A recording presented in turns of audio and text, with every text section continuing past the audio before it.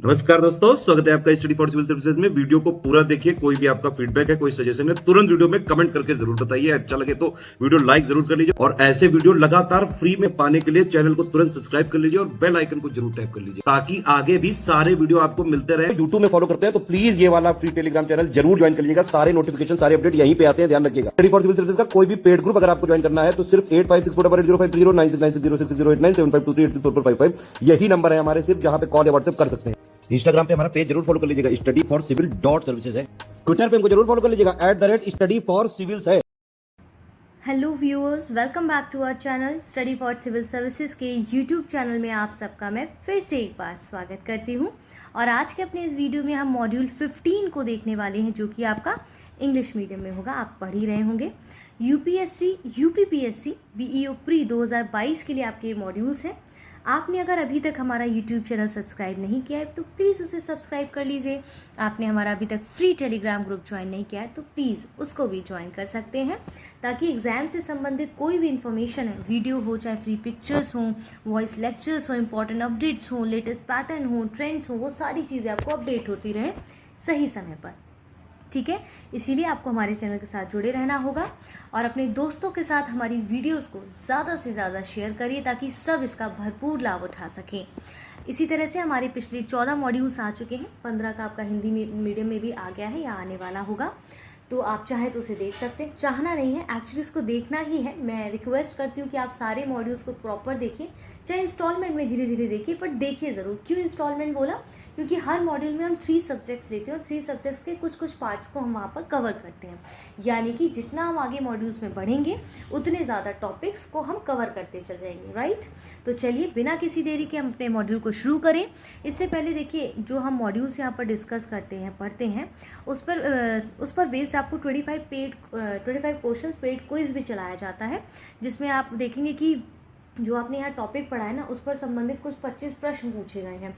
तो प्रश्नों का नेचर कैसा रहता है हमारे एग्जाम्स में, वो हमें समझ आएगा। क्योंकि सिर्फ बुक्स पढ़ लेने से, सिर्फ टॉपिक को समझ लेने से प्रश्न हल नहीं होते जब तक हम उसका अभ्यास नहीं करते, प्रैक्टिस नहीं करते, राइट, है ना। तो सिर्फ वही चीज़ है ना कि यूट्यूब पे सिर्फ साइकिल चलाना सीख लेना और रोड पे साइकिल चलाना सीख लेने में फ़र्क है। तो आपको सिर्फ ऑनलाइन बैठ के मटेरियल नहीं देखना है, बल्कि ऑनलाइन के जो क्वेश्चंस आपको दिए जा रहे हैं उसको फॉर्म करना है, ताकि आप जब रोड पे, यानी कि जब परीक्षा हॉल में बैठें और एग्जाम में अपने पेन लेके बैठे, तो आपको इतना अभ्यास हो चुका हो कि वहाँ कोई समस्या ना हो। इससे टाइम मैनेजमेंट भी सीख जाएंगे। चलिए आपका और समय ज़ाया ना करते हुए शुरू करते हैं आज के अपने लेक्चर को। पहले हम एंशिएंट हिस्ट्री ऑफ इंडिया में जैन धर्म को देखेंगे। देखिए, लास्ट मॉड्यूल्स में हमने बौद्ध धर्म को अच्छे से कवर किया, नहीं देखा है तो प्लीज़ जाके देख लीजिए। आइए लेट्स स्टार्ट। अब हम जैन धर्म की बात की जा रही है, तो आइए ज़रा हम समझते हैं कि जैन धर्म जो है उसमें जैन का पूरा हम डिटेलिंग में समझने की कोशिश करते हैं। जैसे मैंने हिंदी मीडियम में आपको पढ़ाने का प्रयास किया, उसी तरह से यहाँ पर भी आपको समझाने की कोशिश करूँगी। और देखिए इसमें कैसे क्या चीज़ें होती हैं। जैसे जैन शब्द जो है वो संस्कृत के जिन शब्द से लिया गया है, बना है, और इसका अर्थ होता है विजेता होता है, यानी कि जिन्होंने अपने मन, बाड़ी और काया को जीत लिया हो। ठीक है। अब जैन अनुश्रुतियों और परंपराओं के अनुसार जैन धर्म में 24 तीर्थंकर हुए हैं, लेकिन इनमें से पहले 22 तीर्थंकरों की ऐतिहासिकता संदिग्ध है। और कहते हैं जैन धर्म की जो स्थापना का श्रेय है वो जैनियों के प्रथम तीर्थंकर ऋषभदेव यानी कि आदिनाथ को जाता है, और जिन्होंने 6ठी शताब्दी ईसा पूर्व जैन आंदोलन का प्रवर्तन किया। और ऋषभदेव और अरिष्टिनेमी यानी कि जो 22वें तीर्थंकर थे अरिष्टिनेमी, उनका उल्लेख आपको ऋग्वेद में देखने को मिलता है। ठीक है। कहते हैं जैन वही 24 तीर्थंकर हुए। पहले हमारे थे भगवान ऋषभदेव यानी कि आदिनाथ, और अंतिम थे महावीर स्वामी, जिनका नाम हम सबने सुना है। महावीर स्वामी के जन्म की यदि मैं बात करूं तो 540 ईस्वा पूर्व, और 540 ईस्वा पूर्व कुंडग्राम वैशाली यानी कि बिहार में हुआ था। इनके पिता का नाम सिद्धार्थ है, जो वज्जी संघ के ग्रातक कुल के प्रधान थे, और माता त्रिशाला लिच्छवी शासक चेटक की बहन थी। पत्नी इनकी यशोदा थी, कुंडीय गोत्र की कन्या रही हैं, और पुत्री जो इनकी थी वो प्रियदर्शना थी, और दामाद इनके जमाली थे। और इन्होंने जो गृह त्याग दिया था वो 30 वर्ष की आयु में बड़े भाई नंदीवर्मन की आज्ञा से इन्होंने घर त्याग दिया था। कहते हैं कि इनके जो शिष्य रहे हैं, जैसे मकली पुत्र गोशाल, ये आजीवक संप्रदाय के संस्थापक थे। और ज्ञान प्राप्ति जब इन्हें कैवल्य की बात करते हैं तो 12 वर्ष की तपस्या के बाद 42 वर्ष की आयु में जृंभिक ग्राम में ऋजु पालिका नदी के तट पर साल वृक्ष के नीचे इन्होंने जो है कैवल्य प्राप्त किया। और निर्वाण यानी कि मृत्यु की अगर बात की जाए तो 527 ईसा पूर्व यानी कि 468 ईसा पूर्व पावापुरी यानी कि वर्तमान राजगीर के समीप की बात करें तो उसमें मल्ल राजा सुस्तपाल के यहाँ इन्होंने जो है मृत्यु या निर्वाण प्राप्त किया था। ये हो गई इनके जन्म से संबंधित, मृत्यु से संबंधित चीज़ें।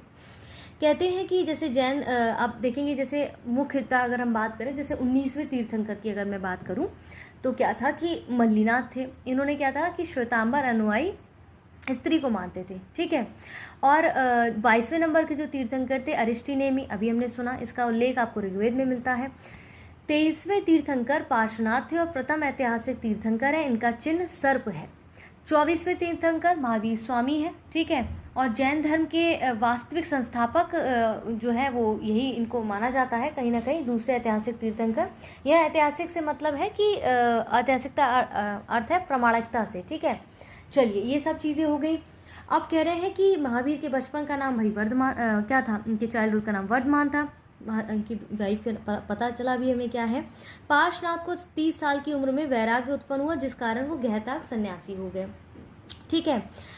जैसे इनके पिता जो राजा सिद्धार्थ क्रातुक कुल के सरदार थे और माता हमने लिच्छवी देखा। और महावीर ने अपना उपदेश जो है प्राकृत यानी कि अर्धमगधी में दिया था। तो इन्होंने अपना लेसन की बात कीजिए तो अर्धमगधी में दिया था। और महावीर के जो पहले अनुयायी थे उनके दामाद जमाली बने और प्रथम जैन भिक्षुड़ी नरेश दधी वाहन की बेटी चंपा थी। महावीर ने अपने शिष्यों को 11 गणधरों में बांटा था, ठीक है। भद्रबाहु के जो शिष्य हैं दिगंबर और स्थूल भद्र के शिष्य श्वेतांबर कहलाए। अब मज़ेदार बात समझिए, ये श्वेतांबर और दिगंबर आपने जो कई बार सुना होगा ना, इसमें डिफरेंस क्या होता है एक्चुअली। देखिए यहाँ पर श्वेतांबर और दिगंबर की जो बात आ रही है इसमें डिफरेंस क्या है हमें उसको समझना है कि जैसे आइए इनको डिफरेंस को समझते हैं क्योंकि पीटी में तो इम्पॉर्टेंट है, ये आपके मेंस के लिए भी बहुत जो है इम्पॉर्टेंट है, ठीक है। श्वेतांबर और दिगंबर का डिफरेंस देखिए। इनके विभाजन का कुछ कहते हैं कि कुछ कहानी इस प्रकार से है कि जैन आचार्य भद्रबाहु के समय मगध में अकाल पड़ा और फिर जैन भिक्षु जो है भद्रबाहु के नेतृत्व में दक्षिण भारत चले गए। इनके साथ ही मौर्य शासक चंद्रगुप्त मौर्य भी गए। जैनों की ये शाखा दिगंबर के नाम से जानी गई। तो दूसरी तरफ जैन आचार्य स्थूल भद्र के नेतृत्व में मगध में रह रहे भिक्षुओं ने श्वेत वस्त्र धारण करना शुरू किया और ये गुट श्वेतांबर कहलाया। भद्रबाहु अपने शिष्य के साथ कर्नाटक के श्रवणबेलगोला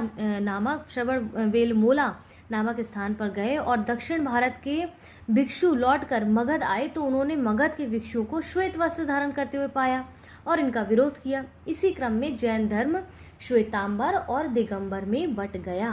क्लियर है, ये चीज़ आपको स्पष्ट होनी चाहिए थी यहाँ पर। इसके बाद देखेंगे जैसे दूसरे जैन सभा 512 में वल्लभी गुजरात में हुई। जैन धर्म के मानने वाले जो राजा थे वो उदयन थे, बंद राजा थे, चंद्रगुप्त मौर्य, कलिंग नरेश खारवेल, राजा अमोघवर्ष, चंदेल शासक, ये सब क्या थे, इनके मानने वाले राजा थे जैन धर्म को। जैन तीर्थंकरों को की जीवनी जो है कल्पसूत्र में आपको देखने को मिलती है, ठीक है। जैन तीर्थंकरों में संस्कृत का अच्छा विद्वान जो है नयन चंद्र जो था उनको था, ठीक है। अच्छा विद्वान नयन चंद्र था वहाँ पर, ओके। इसके बाद देखिए यहाँ पर कहते हैं कि मथुरा कला का जो संबंध है वो सीधे सीधे आपका जैन धर्म से संबंधित है, ठीक है। Mahavir believed in rebirth, sorry यहाँ पर मैं आपको बताती हूँ, Mathura art is related to Jainism. 72 साल में महावीर स्वामी की मृत्यु निर्वाण हुआ, वो हमने देखा था। मल्ला राजा सृष्टिपाल के राजप्रसाद में महावीर का निर्माण हुआ। और जैन धर्म के त्रिरत्न है, ध्यान रखिएगा, बहुत इंपॉर्टेंट है। त्रिरत्न ऑफ जैनिज्म क्या क्या है, 3 रत्न जो है वो जैन धर्म के क्या क्या हैं, वो आपके त्रिरत्न हैं भाई कि कौन कौन से, सम्यक दर्शन, सम्यक ज्ञान, सम्यक आचरण। दैट मीन्स सम्यक दर्शन वास्तविक ज्ञान, सम्यक ज्ञान मतलब सत्य में विश्वास, सम्यक आचरण मतलब सांसारिक विषयों से उत्पन्न सुख दुख प्रति संभव, ठीक है। ये आपके त्रिरत्न है। In Jainism soul is considered to be important institute of god. Jain धर्म जो है वो ईश्वर नहीं आत्मा की मान्यता है, ठीक है। महावीर पुनर्जन्म और कर्मवाद में भी विश्वास रखते थे। जैन धर्म ने अपने आध्यात्मिक विचारों को सांख्य दर्शन से ग्रहण किया। अब जब मैंने इनसे यहाँ बताया कि पुनर्जन्म और कर्मवाद में विश्वास रखता था जैन धर्म, तो आपकी ड्यूटी क्या बनती है कमेंट बॉक्स में बताइएगा कि जो आपका बौद्धिज्म है ना, बौद्ध धर्म में क्या पुनर्जन्म में विश्वास रखते थे, ईश्वर में विश्वास रखते थे, कर्मवाद में विश्वास रखते थे? बताइएगा ज़रा कमेंट बॉक्स में। देखिए आप लोग आजकल बिल्कुल भी कोई प्रश्न मैं पूछती हूँ आप उसका उत्तर नहीं देते हैं, तो देखिए इससे मेरा लॉस नहीं होगा, मेरा ड्यूटी तो पढ़ाना है, मैं आपको पढ़ा के चली जाऊँगी। आप अगर देख रहे हैं जेन्युइनली पूरी वीडियो को तो उत्तर भी दीजिए, है ना। तो उत्तर जब आप देंगे तो मुझे भी अच्छा लगेगा, मुझे भी मोटिवेशन मिलता है जब आप उत्तर देते हैं मेरे द्वारा पूछे गए प्रश्नों का।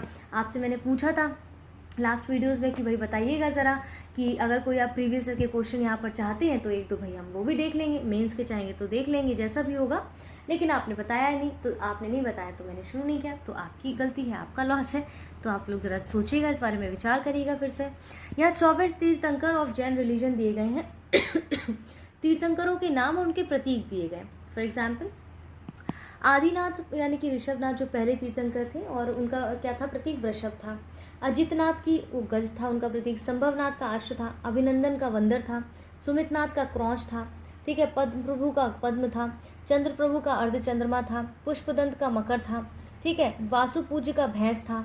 बिमलनाथ का बारह था, और अनंतनाथ का स्पेन था। धर्मनाथ का वज्र था, और कंथुनाथ का छाग या बकरा था, और अरनाथ का मत्स्य था।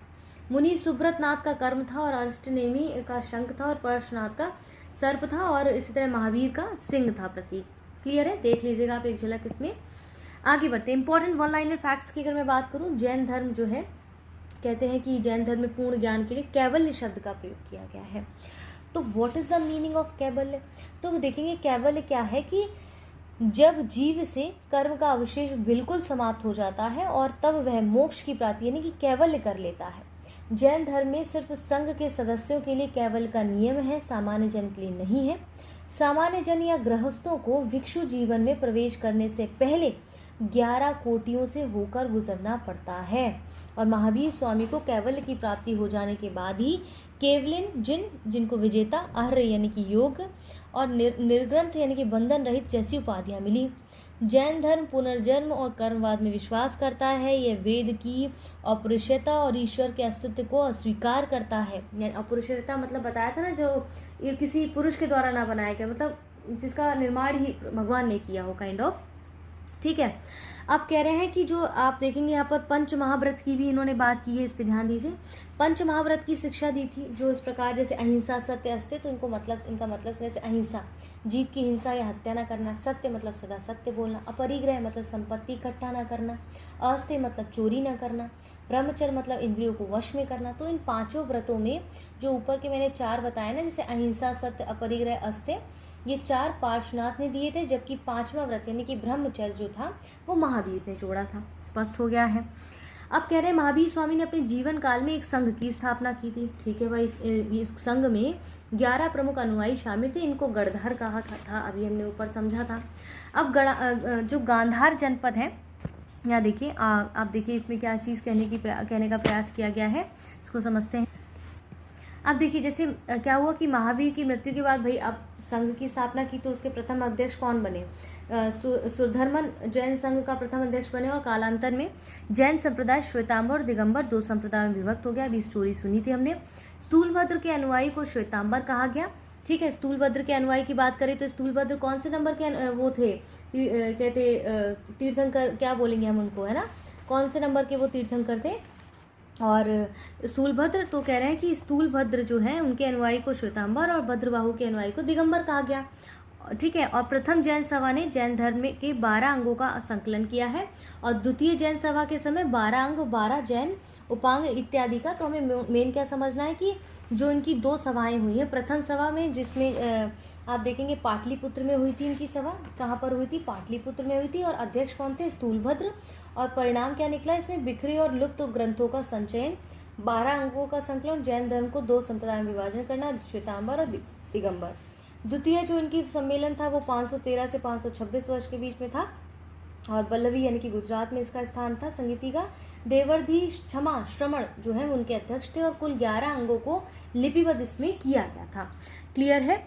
तो ये सब चीज़ें हैं। इसके बाद कहते हैं कि जैन साहित्य को आगम यानी कि सिद्धांत कहा जाता है, और इसके बाद उज्जैन और मथुरा जो है जैन धर्म के प्रमुख केंद्र रहे, और कलिंग का चेदी शासक खारवेल जैन धर्म का महान संरक्षक कहा जाता है।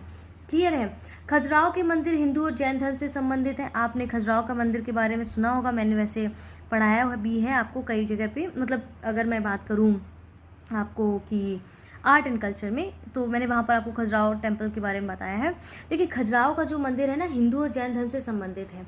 आप देखेंगे खजुराहो का जो मंदिर है उसमें एरोटिक्स पिक्चर्स भी हैं, 4 to 5%। कुछ लोगों का ऐसा भ्रम है कि पूरे मंदिर में आपको एरोटिक्स पिक्चर्स मिलेंगे, ऐसा नहीं है। एरोटिक्स मूर्तियाँ सिर्फ बाहर ही उकेरी गई हैं 4 से 5%। बाकी पूरी लाइफ सर्कल पे जो है जीवन उनका कैसे चलता है, कैसे व्यापार होता है, कैसे खान पान होता है, कैसे रहन सहन होता है, तो उसमें एरोटिक्स पिक्चर्स भी आएंगी। भाई ऑब्वियसली बात है, जनसंख्या बढ़ाने के एक प्रक्रिया का भी पिक्चर वहाँ दर्शाया गया है। तो क्या है कि सिर्फ मंदिर की बाहरी दीवारों पर खजुराहो में आपको ये पिक्चर्स मिलेंगी। कहने का तात्पर्य यहाँ पर ये है कि मंदिर में जब आप प्रवेश करें या कोई ऐसे धार्मिक स्थल पे आप प्रवेश करें तो बाहर की भौतिक और ये शारीरिक चीज़ों में लिप्त जो चीज़ें हैं उनको आप बाहर छोड़ के ही मंदिर या ऐसे धार्मिक या पवित्र स्थल में प्रवेश करें, इन मोह माया को त्याग कर, वो इंडिकेशन है कहने का। तो आप देखेंगे जो खजुराहो का जो जैसे माउंट आबू के दिलवाड़ा जैन मंदिर संगमरमर के बने, और इस मंदिर का जो निर्माण है गुजरात के चालुक्य शासक भीमदेव प्रथम के सामंत विमल शाह ने करवाया था। ठीक है, ये सब चीज़ें बाहुबली जैसे प्रथम जैन तीर्थंकर ऋषभदेव के पुत्र माने जाते हैं। ये बाहुबली आपकी मूवी वाले नहीं है। ठीक है, इसके बाद यहाँ दिलवाड़ा जैन की भी मैंने आपको स्टोरी बताई है। प्रभासगिरी कौशाम्बी जो उत्तर प्रदेश में स्थित जैन तीर्थ स्थल है, और कौशाम्बी का प्रभासगिरी स्थल 6वें जैन तीर्थंकर पद्म प्रभु से संबंधित है। अभी हमने स्टार्टिंग में देखा था ना, स्थानकवासी भारत के श्वेतांबर जैनों का एक आधुनिक संप्रदाय और थेरी गाथा बौद्ध साहित्य है आपका। ठीक है, यहाँ पर दिया गया है the spread of Jainism. Jainism का विस्तार की अगर बात करें तो भाई आपको इस तरह से समझना है कि जैनिज्म का विस्तार मतलब इसमें धर्म, जिसमें आपको जैन साहित्य में तो क्या था कि जैन साहित्य प्राकृत और संस्कृत भाषा में आपको मिलते हैं। ठीक है, और प्रारंभिक जैन साहित्य जो था अर्ध मगधी भाषा में लिखा गया, और बाद में जैन धर्म ने प्राकृत भाषा को अपनाया, और कालांतर में जैनियों ने शौल सैनी संस्कृत और कन्नड़ भाषा में भी साहित्य लिखे। जैन साहित्य को आगम कहा जाता है, जिसमें 12 अंग, 12 उपांग, 10 प्रकीर्ण, छेद सूत्र, 4 मूल सूत्र और 1 नंदी सूत्र और 1 अनुयोग द्वार है। इस आगम ग्रंथों की जो रचना है संभवतः श्वेतांबर संप्रदाय के आचार्यों द्वारा महावीर स्वामी की मृत्यु के बाद की गई है। क्लियर है, बहुत सी चीज़ें भी यहाँ पर ज़्यादा हम उसको नहीं लेते हैं। अब जैसे जैन और बौद्ध धर्म से संबंधित कुछ वन लाइनर फैक्ट्स दिए गए हैं। ठीक है, कुछ पॉजिटिव भी हैं इसमें, जैसे कि अब हम देखते हैं कि अगर हम इसमें देखिए समानताएं और असमानताओं की बात करें तो हम ज़रा मेंस के एस्पेक्ट से इसको समझिएगा ज़रा। जैसे अगर समानता की बात करें पहले तो ठीक है, दोनों धर्मों का जो उदय ब्राह्मण धर्म के विरुद्ध प्रतिक्रिया के रूप में हुआ, और दोनों ही ब्राह्मण धर्म के प्रमुख ग्रंथ वेदों का प्रामाणिकता को स्वीकार नहीं करते हैं। वेरी इंपॉर्टेंट, दोनों ही ब्राह्मण ग्रंथ के यज्ञवाद, बहुदेववाद, अस्पृश्यता और जन आधारित वर्ण व्यवस्था का विरोध करते हैं। दोनों धर्म यानी कि जैन और बौद्ध दोनों धर्म ईश्वर को इस सृष्टि का निर्माता नहीं मानते हैं। दोनों ही पुनर्जन्म में विश्वास करते हैं। दोनों ही धर्मों के प्रवर्तक बुद्ध और महावीर स्वामी राजवंशीय परंपरा के थे, और दोनों धर्मों के प्रचार प्रसार में राजकीय संरक्षण एक महत्वपूर्ण पहलू रहा है। दोनों धर्मों के प्रवर्तकों ने लोक भाषा में उपदेश दिए हैं, और दोनों ने ही सत्य, अहिंसा और आचरण की पवित्रता पर बल दिया है। अब इसकी असमानताओं की बात करें तो जैन धर्म का मूल स्वरूप जो है बौद्ध धर्म से कहीं अधिक प्राचीन है। तो बौद्ध धर्म आत्मा को नहीं मानता, जबकि जैन धर्म आत्मा को स्वीकार करता है। बौद्ध धर्म में मध्यम मार्ग पर बल दिया गया, जबकि जैन धर्म कठोरता पर कायाकलेश पर बल देता है। जैन धर्म में अहिंसा और का सिद्धांत अतिवादी रूप में दिखाई पड़ता है, जबकि बौद्ध धर्म इस अतिवादी का खंडन करता है। बौद्ध के उपदेश जो है वो पाली भाषा में मिलते हैं, तो महावीर के उपदेश आपकी प्राकृतिक भाषा में मिलते हैं। ये तो इनके समानताओं की बात रही। अब देखिए यहाँ पर कुछ फैक्ट्स देख लेते हैं। जैसे यहाँ पर जैसे कह रहे हैं कि जैसे नागार्जुन को बौद्ध धर्म का लूथर कहा जाता है। ठीक है, बौद्ध धर्म का लूथर किसको नागार्जुन को कहा जाता है। इसने प्रथम सदी में, यहाँ पर देखेंगे कि प्रथम सदी में जो है चीन जाकर बौद्ध कृतियों का चीनी भाषा में अनुवाद किया। ठीक है, अब during the resign of Harsha, यहाँ पर जो बात की जा रही है, during the resign of Harsha the president of Nalanda university was क्या दिया गया है, सिलहाभद्रा। ठीक है, अब देखिए अब इसमें और भी चीज़ें कई सारी दी गई हैं, जैसे कि इसमें नागार्जुन कह रहे हैं कि नागार्जुन को बौद्ध धर्म का लूथर कहा गया है, और यहाँ पर कह रहे हैं कि ही वेंट टू चाइना, ये हमने भी देखा था। द चतुर्वेदा जो आपको यहाँ पर दिया गया है ना, चार वेदों की जो बात की गई है बेसिकली, तो महावीर स्वामी ने चतुर्वेद संघ की स्थापना पावा में की थी और अभिधम्म पिटक को पाटलिपुत्र परिषद द्वारा संगठित किया गया और तृतीय शताब्दी ईस्वी में विज्ञानवाद यानी कि योगाचार संप्रदाय के संस्थापक कौन थे? मैत्रेयनाथ थे। सांख्य दर्शन जैन धर्म से साम्यता रखता है। अश्मक महाजनपद भारत में स्थित महाजनपदों में सबसे दक्षिणतम राज्य कहा गया है। ठीक है, अब बौद्ध साहित्य जो है वो ललित विस्तार में भारत के प्राचीन लिपियों का वर्णन करता है। अभी हमने डिटेल में इसको समझा है तो इसको और एक्सप्लेन करने की जरूरत नहीं है। अब बुद्धिज्म लिटरेचर की जैसे बात की जाए तो अभी हमने देखा था ना, बुद्धिज्म लिटरेचर पहले हमने पढ़ा था। लिटरेचर ये ललित विस्तार जो डिस्क्राइब्स है, ठीक है, ये आपका जो बुद्ध का, ठीक है, यहाँ बुद्धिस्ट लिटरेचर की बात की जा रही है ना। देखिए, बौद्ध साहित्य जो है ललित विस्तार में भारत की प्राचीन लिपियों का वर्णन है और बौद्ध धर्म के महासंघित संप्रदाय की स्थापना वैशाली में हुई। और अजित केस कम्बलिम बौद्ध जो कालीन है वो एक दार्शनिक थे। उन्होंने उच्छेदवाद यानी कि अनहिलेशनिज्म जो है सिद्धांत इन्होंने दिया था। ठीक है, यहाँ पर अब कह रहे हैं और भी चीज़ें जैसे दी गई हैं कि भगवती सूत्र की जो बात की गई है बेसिकली, तो भगवती सूत्र जैन धर्म का सबसे पुराना जो है सर्वाधिक महत्वपूर्ण ग्रंथ माना जाता है और इसमें जैन धर्म के सिद्धांतों के अतिरिक्त स्वर्ग और नर्क के विषय भी दिए गए हैं। भगवती सूत्र के अनुसार काशी और कौशल के 18 गणराज्य जो पूर्वी भारत के शक्तिशाली महासंघ के अंग थे। स्यादवाद जैन धर्म से संबंधित है। ठीक है, स्यादवाद आप देखेंगे क्या है, तो ये ज्ञान संबंधी जैन सिद्धांत है। इसके अनुसार दृष्टिकोण की भिन्नता के कारण ये हर ज्ञान विभिन्न स्वरूपों में व्यक्त किया जा सकता है और इस सप्तभंगी ज्ञान को रहस्यवाद कहते हैं। जैनियों के अनेकांतवाद सिद्धांत की तार्किक परिणति उसके सिद्धांत सेहतवाद में होती है। ठीक है, जैन परंपरा के अनुसार 22वें जो तीर्थंकर अरिष्ट नेमी थे और इन्हें कृष्ण के समकालीन और उनका वंशज माना गया है। और कहते हैं कि कार्ले जो है महाराष्ट्र में, कार्ले जो है वो पुणे यानी कि कार्ले जो है महाराष्ट्र के पुणे जिले में स्थित है और यहाँ पहाड़ को काटकर चैत्य बनाया गया है जो भारत के सभी खोदे हुए चैत्य ग्रहों में सबसे विशाल और सुंदर माना जाता है। गुप्त शासक रामगुप्त ने तीर्थंकर चंद्र प्रभु और पुष्पदत्त की प्रतिमाएं निर्मित की हैं और बुद्ध के सर्वाधिक शिष्य कौशल राज्य में थे और यहाँ की राजधानी श्रावस्ती में ही उन्होंने सर्वाधिक उपदेश दिए थे। और मल्लों ने आदेश निकाला था कि बुद्ध का स्वागत न करने वालों को 500 कर्षापड़ का दंड देना पड़ेगा, ऐसा कुछ कहानी थी उनकी। और फिर इसके बाद हम देखते हैं, आइए थोड़ा सा इसको एंशिएंट हिस्ट्री में थोड़ा सा हम आर्ट एंड कल्चर की थोड़ी झलक देखते हैं। चलिए देखिए, अब जैसे हमने देखा कि कार्ले जो है महाराष्ट्र के पुणे जिले में स्थित है और इसे पहाड़ को काटकर चैत्य बनाए गए हैं। और ब्रहजाल जो है सुत्त में महात्मा बुद्ध के समकालीन 62 दार्शनिक मतवादों या फिर धार्मिक संप्रदायों का उल्लेख प्राप्त होता है। बुद्ध के सर्वाधिक शिष्य जो है वो कौशल राज्य में थे और यहाँ की राजधानी श्रावस्ती में ही उन्होंने अपने सभी उपदेश दिए, हमने भी सुना था। और मल्लों ने आदेश निकाला था कि बुद्ध का स्वागत न करने वालों को 500 कर्षापड़ का दंड देना पड़ेगा। अब देखिए, नचना कुठार नामक स्थान पर पार्वती का मंदिर है। हमने देखा, हमने आर्ट एंड कल्चर में पढ़ा था, जो नचना कुठार का जो नामक स्थान पर क्या है, पार्वती का आपका काफ़ी फेमस मंदिर है। ठीक है, और इसके बाद आप देखते हैं कि अजंता में गुफा नंबर 16, आप कई बार ये सुना होगा आर्ट एंड कल्चर में जब मैंने पढ़ाया था, जैसे गुफा नंबर जो आपकी 16 है ना, अजंता की गुफा की संख्या दी गई है वहाँ पर, तो वहाँ पर मरणासन राजकुमारी का दृश्य बनाया गया है और जो कि दक्षिण भारत में स्थित आप देखते हैं नागार्जुन कोंडा स्तूप अवशेषों में दशरथ जातक का शिल्पांकन प्राप्त हुआ है। और आप देखेंगे कि शिव की प्राचीनतम लिंगोद्भव मूर्ति जो है वो गुड्डी मल्लम में प्राप्त होती है और लिंग पूजा का सबसे पहले उल्लेख आपका मत्स्य पुराण में मिलता है। ठीक है, अब देखिए इसमें कह रहे हैं कि जैसे बात की गई है कि पाशुपत संप्रदाय है वो शैव मत का सबसे प्राचीन संप्रदाय है और इसके संस्थापक अगर देखें तो लुकलीश हैं थे। ठीक है, नवदा भक्ति की संकल्पना आपके वैष्णव धर्म का एक महत्वपूर्ण संस्कार है और कहते हैं कि भागवत धर्म का पहला ज्ञात जो है वो यूनानी अनुयायी हेलियोडोरस था और पिपरहवा जिसे आधुनिक काल में कपिल वस्तु स्थित माना जाता है। और कहते हैं यह यूपी के सिद्धार्थनगर जनपद में स्थित और समरादित्य कथा का संबंध जैन संप्रदाय से है। आपका हेमत जो आपका हेमवत संप्रदाय है, कौन सा आपका हेमवत संप्रदाय जो है, आप देखेंगे कि महासांघिक की एक शाखा थी और असंग द्वारा रचित इसे वज्रछेदिका ग्रंथ बौद्ध धर्म के महायान संप्रदाय से संबंधित था। किससे? महायान से संबंधित था। अब देखिए, महायान आपका हीनयान मैंने आपको बुद्धिज्म पे बहुत अच्छे से पढ़ाया है, यदि आपने नहीं देखा है तो उसे जाके देखिए, मैंने डिटेल में बताया है, ठीक है। अब जैसे कह रहे हैं, जैसे भगवत धर्म का पहला ज्ञात यूनानी हेलियोडोरस था और कहते हैं कि यह यूपी के सिद्धार्थनगर जनपद में स्थित है। यहाँ पर पढ़ा था अभी हमने। आइए वापस आते हैं। भागवत धर्म के प्रवर्तक कृष्ण के गुरु घोर अंगिरस थे, ठीक है। उसके बाद कहते हैं कि वज्रयान बौद्ध धर्म में बोधिसत्व की पत्नी को तारा के नाम से जाना जाता था।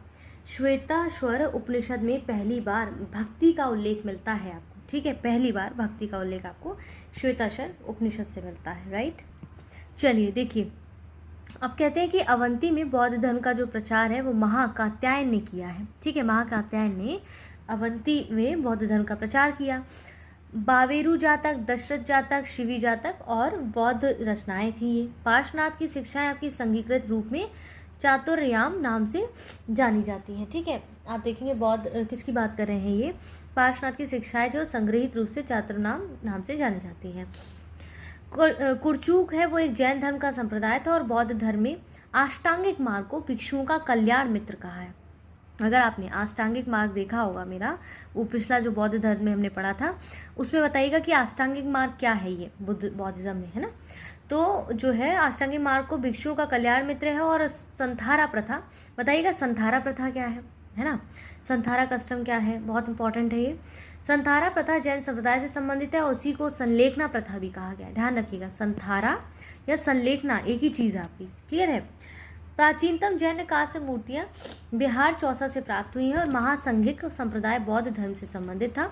ये वैशाली में स्थित है और इसके अध्यक्ष जो है सर्वकामी यानी कि सबकामी है, ठीक है। आइए, अब यहाँ पर शैविज्म है यानी कि शैव धर्म है। तो आइए समझते हैं कि भाई शैव धर्म क्या है। ये देखिए, कहते हैं कि जो शैव धर्म है वो काफ़ी प्रागैतिहासिक जो देवता जो है माने जाते हैं, यानी कि शिव, जिनको हम जानते हैं। तो यहाँ पर क्या है कि शैव धर्म की अगर बात की जाए तो शिव का अर्थ क्या होता है, शुभ, कल्याण या मंगल। तो शिव की पूजा करने वाले को शैव कहा जाता है। इससे संबंधित धर्म शैव धर्म कहलाता है। शिवलिंग उपासना का प्रारंभिक पुरातात्विक साक्ष्य हड़प्पा संस्कृति से प्राप्त अवशेषों से मिलता है। शिवलिंग मूर्ति पूजा का उल्लेख द्वितीय सदी ईसा पूर्व में पतंजलि के महाभाष्य से मिलता है। ऋग्वेद में शिव के लिए रुद्र नामक देवता का उल्लेख मिलता है और अथर्ववेद में शिव को भव, शर्व, पाशुपति और भूपति कहा गया है। लिंग पूजा का स्पष्ट वर्णन आपको कहाँ से मिलता है, मत्स्य पुराण से, ठीक है, हमने पढ़ा था। और कहते हैं कि सिंधु घाटी के जो लोग हैं शिव की पूजा करते थे, इसके प्रमाण ही मिले हमें। मार्शल महादेव ने इसे रुद्र शिव से संबोधित किया है। ऋग्वेद में शिव को रुद्र कहा गया जो कि अपनी उग्रता के लिए प्रसिद्ध थे, हमने पढ़ा। अथर्ववेद में पशुपति, भव, भूपति इत्यादि का है। पतंजलि के महाभाष्य से पता चलता है कि शिव की मूर्ति बनाकर पूजा की जाती थी और महाभाष्य में शिव के अनेक नाम से उल्लेख मिलता है, रुद्र, महादेव, गिरीश, भव, सर्व, त्रयंबकम, ठीक है। अब कुषाण शासकों के सिक्कों पर आपको शिव, वृषभ, त्रिशूल की आकृतियां मिलती हैं। उदयगिरी गुहा लेख से पता चलता है कि चंद्रगुप्त द्वितीय का जो प्रधानमंत्री है ना, वो वीर सेन ने उदयगिरी पहाड़ियों पर एक शैव गुफा का निर्माण करवाया था। तो कुमार गुप्त के समय में खो और करमदंडा में शिवलिंग की स्थापना करवाई गई थी। गुप्त काल में नचना कुठार में पार्वती मंदिर और भूमरा में शिव मंदिर का निर्माण कराया गया, ये हमने अभी पढ़ा था, ठीक है। ऊपर ये सब चीज़ें हैं। इसके बाद देखिए यहाँ पर Shiva temple built in Bhumara and Parvati temple built in Nachna Kuthar, अभी हमने ऊपर क्लियर किया था ये। ड्यूरिंग द देखिए राष्ट्र कुताज जो आपका है ये राष्ट्र कूटों की बात कर रहे हैं। राष्ट्रकूटों के समय में क्या हुआ था कि एलोरा का प्रसिद्ध कैलाश मंदिर निर्मित कराया गया और शैव धर्म का प्रचार प्रसार साउथ इंडिया में नयनारों के द्वारा किया गया था। और नयनार संतों की संख्या कितनी थी, 63 थी, 63 थी। इसमें तिरु ज्ञान हो गया, सुंदर मूर्ति, संबंदर हो गया, अपार हो गया, मणिक, कवाच घर हो गया आदि नाम इसमें उल्लेखनीय है काफ़ी, ठीक है। अब दक्षिण भारत में चोल शासक जो है वो शिव के अनन्य उपासक रहा करते थे और चोल शासक राजा राज प्रथम ने तंजौर में राजा राजेश्वर मंदिर निर्मित कराया था। ये जितने नाम बता रही हूँ ना आपको रट लेना एक तरीके से, ठीक है। जो है कुलोतुंग प्रथम एक कट्टर शैव था और इसने शिव के प्रति अतिशय श्रद्धा के कारण चिदम्बरम मंदिर में स्थापित विष्णु की मूर्ति को उखाड़कर समुद्र में फेंक दिया था। यहाँ पर मेजर आपको कुछ धर्म के संप्रदाय दिए गए हैं जो कि वी.एस. पाठक ने पूर्व मध्ययुगीन शैव संप्रदाय से जुड़े अभिलेखों का अध्ययन किया था। जैसे शिव भागवत संप्रदाय, शिव भागवत का सबसे पहला और उल्लेख पतंजलि के महाभाष्य में हुआ।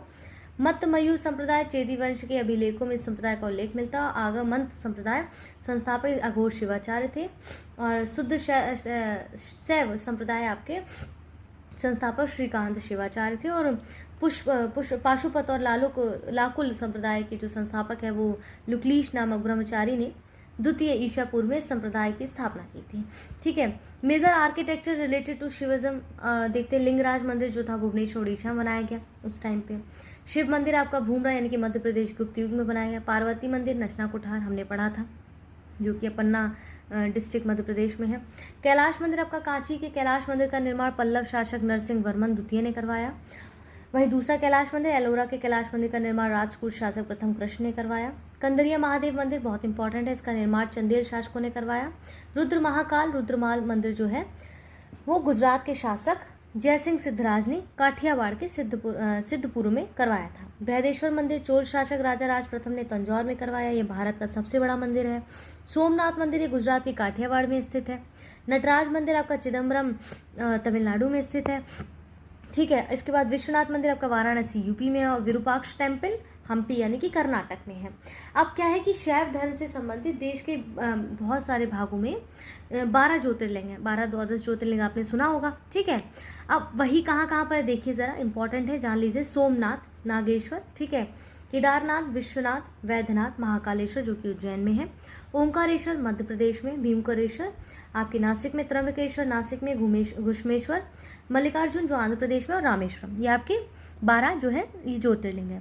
वामन पुराण में शैव संप्रदाय की संख्या 4 बताई गई है। वो कौन कौन से? शैव, पाशुपत, कापालिक और कालामुख। ठीक है, ये चीज़ें हो गई। इसके बाद हम यहाँ पर अब ज्योग्राफी को आगे देखेंगे। अभी तक हमने यहाँ पर एंशिएंट हिस्ट्री में काफ़ी कुछ कवर किया है, तो सारे मॉड्यूल्स को प्रॉपर देखिए। प्रॉपर देखेंगे तब समझ पाएंगे कि क्या क्या टॉपिक्स को लाया क्या है। ठीक है, चलिए अब हम आगे अगले टॉपिक पर बढ़ते हैं, अगले सेगमेंट को देखते हैं। चलिए शुरू करते हैं आज इंडियन ज्योग्राफी को फिर से एक बार अपने मॉड्यूल्स में। जैसे हम पिछले मॉड्यूल्स में और सब्जेक्ट्स कवर कर चुके हैं और सब्जेक्ट्स के सेगमेंट्स कवर कर चुके हैं, वैसे आज हम यहाँ पर एंशिएंट हिस्ट्री के बाद यहाँ पर हम आज इंडियन ज्योग्राफी को देखने वाले हैं, राइट। तो इसका हिंदी मीडियम में आपको अवेलेबल हो चुका है, नहीं हुआ है तो हो जाएगा जल्दी ही। और इसमें देखिए क्या क्या चीज़ें हैं। जैसे मैं ज्योग्राफी की बात करती हूँ तो आपकी ड्यूटी बनती है कि आप सबसे पहले अपना ऑक्सफोर्ड या एटलस यहाँ पर जो है निकाल लीजिए, ताकि साथ साथ में मैप भी देखते रहिए। अभी तक हमारा यूट्यूब चैनल सब्सक्राइब नहीं किया है तो प्लीज़ सब्सक्राइब कर लीजिए। फ्री टेलीग्राम ग्रुप ज्वाइन करना चाहते हैं तो वो भी ज्वाइन कर सकते हैं आप। देखिए यहाँ पर जो भारत के जो समुद्र जो तटीय राज्य हैं और संघ शासित प्रदेश हैं उनके नाम यहाँ पर दिए गए हैं, उनकी राज्य दिए गए हैं ये, और या फिर यूटीज़ दी गई हैं इसमें, और उनके जो कह सकते हैं कोस्ट लाइन जो उनकी तट रेखा है वो यहाँ पर कितने कितने किलोमीटर्स में फैली हुई है। टोटल देखिए हमारी तट रेखा कितनी है, 7516.60 किलोमीटर। ठीक है, देखिए इसमें सारे राज्य तटीय राज्यों के नाम और यूटीज़ के नाम, जैसे अंडमान निकोबार द्वीप समूह हो गया, Gujarat, Andhra Pradesh, Tamil Nadu, Maharashtra, Kerala, Orissa, Karnataka, waste Bengal, Lakshadweep, Goa, Puducherry, Daman and Diu. यहाँ पर आपको देखिए एक मैप भी दिया गया है, तो आप चाहे तो उसको देख सकते हैं एक बार। अब इसके बाद यहाँ पर देखिए जैसे कह रहे हैं कि जो भारत के जो कैसे, देखिए आप सारी चीज़ें देखेंगे तो उसमें देखेंगे कि जो भारत के तटों की जैसे बात की जाती है, जो तट रेखा पूर्व से बंगाल की खाड़ी में आप देखेंगे कि बंगाल की खाड़ी, दक्षिण में हिंद महासागर और पश्चिम में आपका क्या है, आपका पश्चिम में अरब सागर सहित मुख्य भूमि और द्वीपों से घिरा हुआ है। ठीक है, इसके बाद कहते हैं कि जो territorial water is the area of the sea immediately adjacent to the shore of a state and subject to the territorial jurisdiction of the state. There are this area is general. देखिए कहने का मतलब ये है कि ये 12 जो यहाँ पर क्या है, जो क्षेत्रीय सागर की दूरी है वो आधार रेखा से कहते हैं कि सागर की ओर मापी जाती है। ठीक है, तो ये मुख्यतः क्या होता है, 12 समुद्री मील तक होती है, और इस क्षेत्र के उपयोग का जो यूज़ करने का जो है भारत को संपूर्ण अधिकार प्राप्त होता है इसमें। ठीक है, तो ये सब चीज़ें इसमें दी गई हैं। इसके बाद कहते हैं कि जैसे आपने देखा होगा कि भारत में जो गुजरात राज्य है उसकी तट रेखा सबसे लंबी, जबकि सबसे छोटी कौन सी रेखा है तट रेखा आपकी, वो गोवा की है। तो याद रखिएगा, ये सब पूछे जाते रहे जो है लाइन हिसाब से। ठीक है, जैसे किसी भी देश के प्रादेशिक जल क्षेत्र को हम क्या कहते हैं, क्षेत्रीय सागर कहा जाता है। ओके, इसके बाद आप देखेंगे कि जैसे आपने देखा होगा कि जैसे क्षेत्रीय सागर की जो दूरी हमने देखा 12 समुद्री मील तक होती है, और किसी भी देश का जो आपका अनन्य आर्थिक क्षेत्र होता है, कहते हैं उसकी जो आधार रेखा से 200 समुद्री मील तक ये होता है, 200 नॉटिकल मील्स जिसको हम कहते हैं, आपने पढ़ा होगा, ठीक है।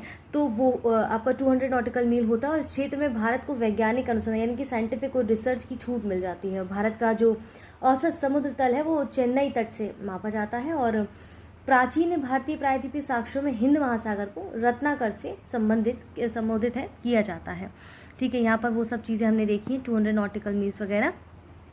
इसके बाद यहाँ कह रहे हैं the length of mainland India's coastline is 5422 kilometre, offshore is 2094 kilometre. Clear है। अब देखिए यहाँ पर और चीज़ें क्या समझाने की, सिटीज़ एंड देयर लोकेशंस यहाँ पर आपको दिए गए हैं। जैसे यहाँ पर जैसे किसकी बात कर रहे हैं, जंजीरा यहाँ पर कह रहे हैं। तो जंजीरा क्या है, महाराष्ट्र के रायगढ़ जिले में अवस्थित है, ठीक है। और इसके बाद आप देखेंगे सिंधुदुर्ग जो है महाराष्ट्र के सिंधु जिले में है, और कुन्नूर आपके केरल के कुन्नूर जिले में है। उडुपी आपके कर्नाटक के उडुपी जिले में है। ओरोविले तमिलनाडु और पुडुचेरी की सीमा पर कोरोमंडल तट में पुडुचेरी में अवस्थित है, राइट। इसके बाद टुटीकोरिन देखिए नगर जो आप इसके बाद इसमें क्या कह रहे हैं यहाँ पर, इसके बाद ये सारी चीज़ें हमने देख ली हैं, ओरोविले को देखा है। इसके बाद नगर जो कोरिल है आपका, कोरिन है, ठीक है। It is a port city located on south east coast of Tamil Nadu.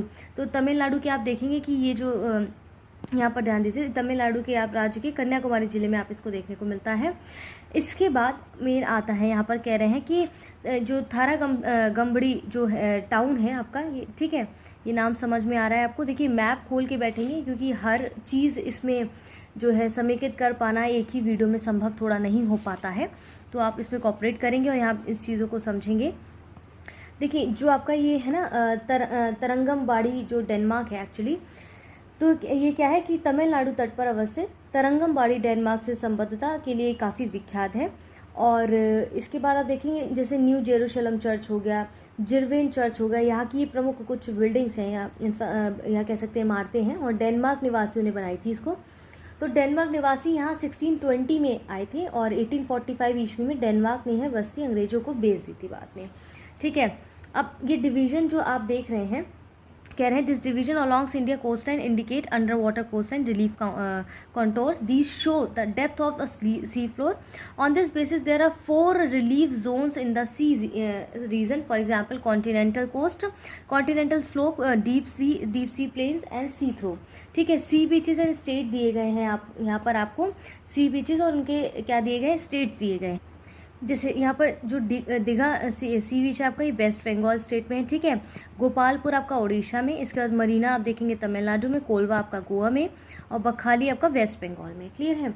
अब द कोरोमंडल कोस्ट की जो ये बात कर रहे हैं, उसमें क्या कह रहे हैं कि ये जो आपका कोरोमंडल तट का जो विस्तार है, बेसिकली आप देखेंगे कि ये भारत के दक्षिणी प्रायद्वीप के दक्षिण पूर्व में आंध्र प्रदेश के फॉल्स डीवी बिंदु यानी कि कृष्णा डेल्टा के पास से तमिलनाडु के केप कोमोरिन यानी कि कन्याकुमारी तक है ये, ठीक है। आप देखेंगे कोस्ट लाइन जैसे erosion is caused by the ocean waves, ये जो है इसके कारण आप देखेंगे कि यहाँ पर क्या क्या चीज़ें बोली गई हैं कि जो भारत की स्पेसिफिकली हम बात ना करें, यहाँ पर जैसे कि पूरी पर्टिकुलर चीज़ों की बात की जा रही है, जैसे कि जो तटीय पर्दन में क्या होता है, समुद्री लहरें, ज्वार भाटा, धाराएं, सुनामी लहरें, मानवीय क्रियाकलाप, इनकी बहुत ज़्यादा भूमिका होती है। इनमें से सर्वाधिक जो है तटीय पर्दन लहरों के द्वारा माना जाता है, ठीक है। जो भारत का पश्चिमी तट है, आप देखेंगे पश्चिमी तट या पश्चिमी घाट और अरब सागर के बीच स्थित एक संकीर्ण मैदान है ये, ठीक है। नैरो स्ट्रेच प्लेन फ्लैट है ये आपका। इस तट को 3 भागों में डिवाइड किया जाता है। तट के उत्तरी भाग को हम कोंकण तट, मुंबई गोवा के साइड की बात कर रही हूँ, मध्य भाग को हम कर्नाटक तट यानी कि कर्नाटक, और साउथ के जो एरिया को उसको हम मालवार तट कहते हैं, राइट। अब eastern coastal area has developed as a result of deltas of river like, जैसे पूर्वी तटीय मैदान जो महानदी है, गोदावरी है, कृष्णा, कावेरी नदियों के जो डेल्टाएँ हैं, उनके द्वारा जो निर्मित होने के कारण बड़ा उपजाऊ बना देते हैं उस जगह को। और इसमें महानदी और गोदावरी नदियों के बीच के मैदान का जो उत्तरी सरकार है, वो उसका उत्तरी सरकार का तट कहा जाता है, ठीक है। ये सब चीज़ें हैं। इसके बाद हम देखते हैं कि जैसे इसमें क्या बोल रहे हैं आप नेक्स्ट कि कोस्टल प्लेन यहाँ पर दिए गए, western coastal plain and eastern coastal plain. अब इसमें आपको पश्चिमी और पूर्वी तटीय मैदान यहाँ पर उनका कंपैरिजन दिया गया है।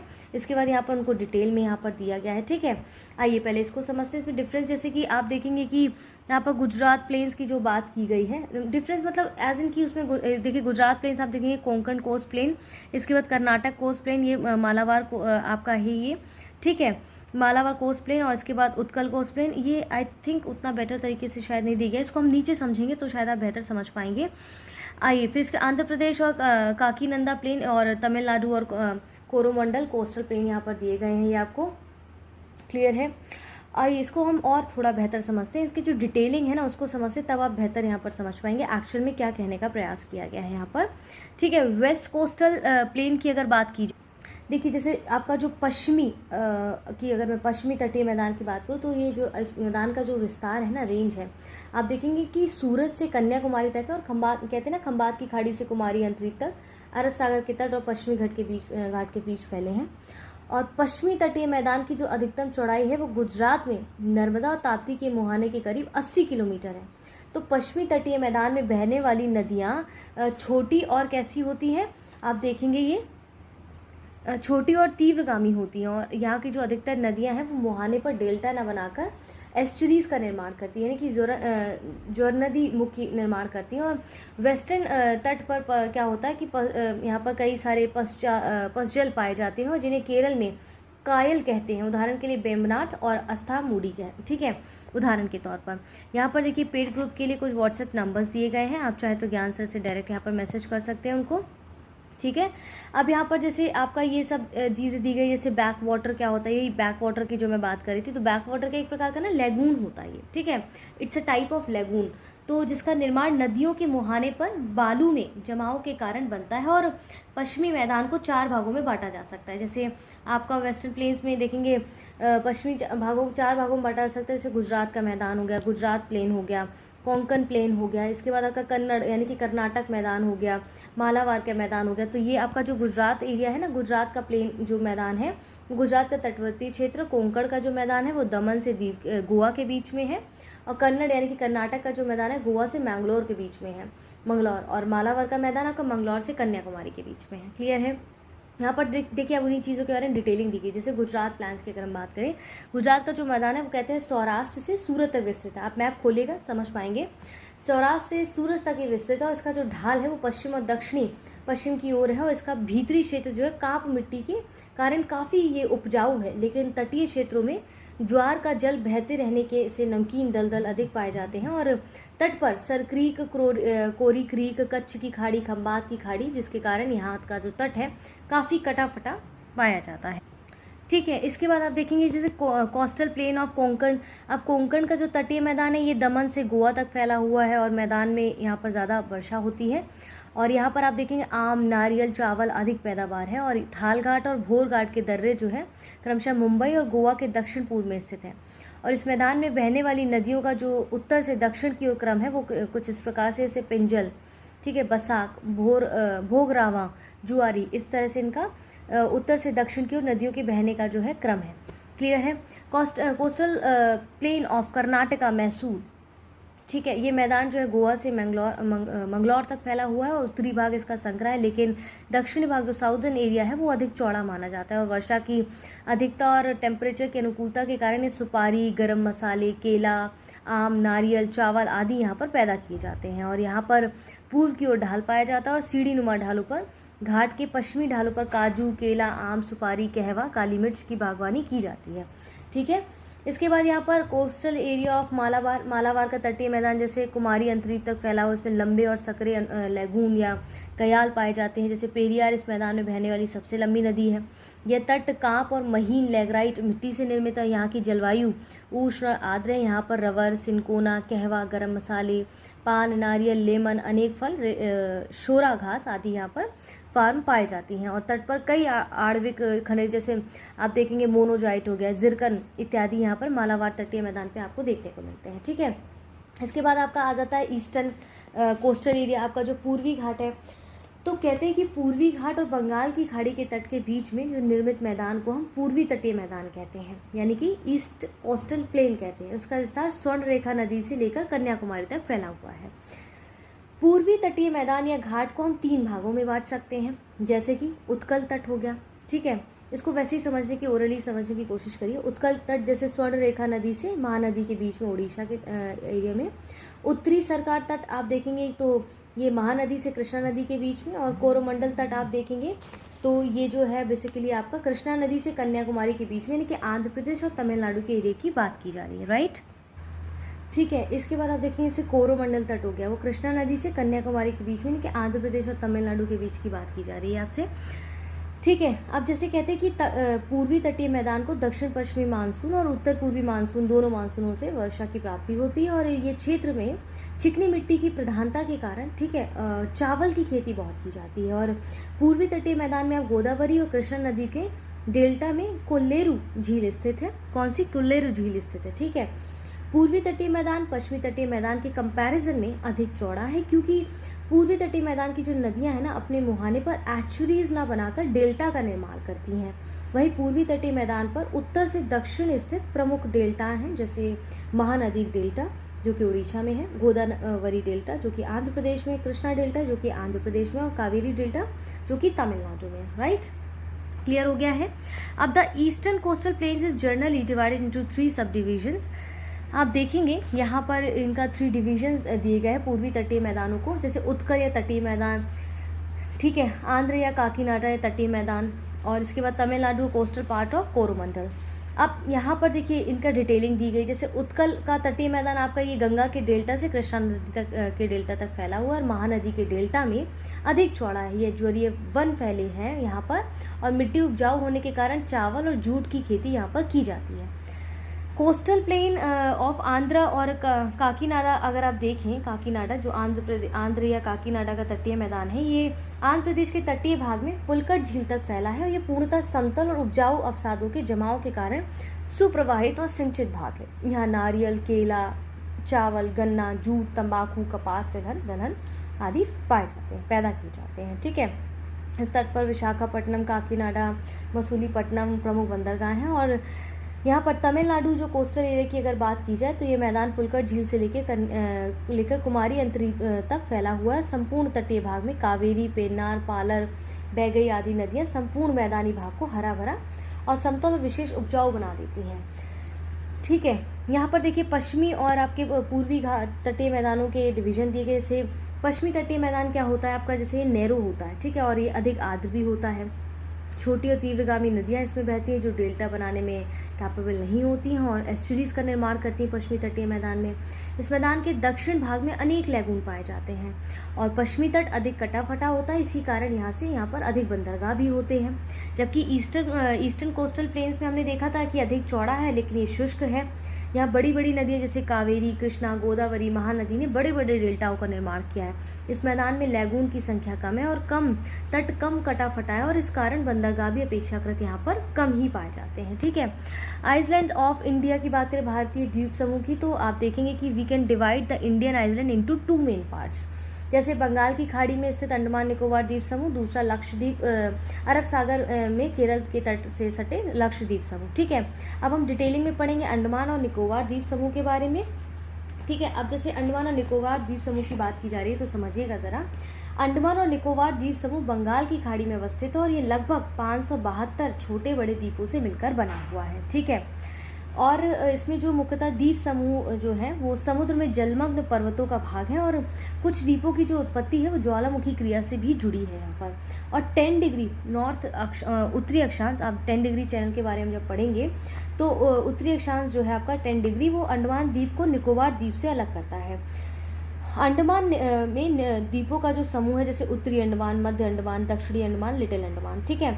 अंडमान निकोबार की राजधानी क्या है आपकी पोर्ट ब्लेयर है, ठीक है। इसके बाद देखेंगे कि जो दक्षिणी अंडमान के द्वीप पर अवस्थित है और यहीं पर प्रसिद्ध सेलुलर आपकी जेल भी है, ठीक है। कोको स्ट्रेट हो गया, अंडमान के उत्तर में स्थित है जो अंडमान को म्यांमार के कोको द्वीप समूह से अलग करता है। दक्षिणी अंडमान और लिटिल अंडमान के बीच डंकन पास पाया जाता है मध्य अंडमान के पूर्व में वेरन द्वीप स्थित है, जो भारत का एकमात्र सक्रिय ज्वालामुखी है, जबकि उत्तरी अंडमान के पूर्व में स्थित नरकोंडम का सुषुप्त ज्वालामुखी द्वीप है। और निकोबार भी कई द्वीपों का समूह, जैसे car Nicobar, little Nicobar, great Nicobar, और 6 डिग्री चैनल ग्रेट निकोबार को सुमात्रा से अलग करता है। ठीक है, काफ़ी सारे यहाँ पर ये डिग्रीज आपको मिलेंगे। ग्रेट निकोबार द्वीप भौगोलिक रूप से इंडोनेशिया के सुमात्रा द्वीप से सबसे निकट अवस्थित भारतीय क्षेत्र है, और भारत का जो दक्षिणतम बिंदु यानी कि इंदिरा पॉइंट है वो ग्रेट निकोबार के दक्षिण में स्थित है। और आपने सुना होगा 2004 के सुनामी के कारण ये जल में डूब गया था। और इंदिरा पॉइंट का जो दूसरा नाम है वो पिग्मेलियन पॉइंट भी है। ठीक है, ये एक्स्ट्रा आपको इन्फॉर्मेशन है। Ethnic group found on the Andaman Nicobar island की जो बात कर रहे हैं यहाँ पर कि आप देखिए यहाँ पर जो अंडमान निकोबार द्वीप समूह पर जो पाए जाने वाले जनजातीय समूह हैं उनकी बात कर रहे हैं। जैसे ओंजे हो गया, नीग्रोइड प्रजाति है। ठीक है, सेंटिनेलीज हो गई, नीग्रोइड प्रजाति है। जारवा आपकी नीग्रोइड प्रजाति है। शोम्पेन आपकी मोंगलोइड प्रजाति है। ठीक है, अंडमानी आपकी नीग्रोइड प्रजाति है। निकोबारी क्या है, मोंगलोइड प्रजाति है। हालचू आपका ये क्या है, ये भी आपका मोंगलोइड प्रजाति है। ठीक है, ये सब आपकी प्रजाति और उनके नाम यहाँ पर अलग अलग तरीके से दिए गए हैं। अब लक्षद्वीप समूह को अगर हम पढ़ें तो देखेंगे कि लक्षद्वीप जो अरब सागर में प्रवाल भित्तियों द्वारा निर्मित एक द्वीप समूह है, और यहाँ द्वीपों की संख्या कितनी है, 36 है, जबकि इनमें से केवल 10 ही आबाद है अभी। ठीक है, और कवारत्ती जो है लक्षद्वीप की राजधानी कही जाती है, और 9 डिग्री चैनल के उत्तर में स्थित है। और 9 डिग्री चैनल मिनिकॉय को लक्षद्वीप के अन्य द्वीपों से अलग करता है। मिनिकॉय लक्षद्वीप का सबसे बड़ा द्वीप है। ठीक है, और 8 डिग्री चैनल आपका लक्षद्वीप को मालदीव से अलग करता है। ये ध्यान रखिएगा, ये सब पूछा जाता है। About 90% of the population here is of Muslim religion who belongs to the Sunni sector. ठीक है, अब यहाँ पर देखेंगे जैसे Malayalam language is spoken here on all the island expect the island of Minicoy. The language spoken in Minicoy is Mahl, is a dialect of Devihi language, and Mahal language is basically the language of Maldives. The southern most island आप देखेंगे जो दक्षिणतम अगर हम कहें तो जो आपका लक्षद्वीप का आप कहते हैं कि यहाँ पर जो कहता है the southern most island of Lakshadweep is Minicoy, है ना। तो लक्षद्वीप का जो दक्षिणतम द्वीप मिनिकॉय है, और जो 9 डिग्री चैनल जलधारा द्वारा शेष द्वीपों से अलग होता है। अभी हमने देखा था इसको।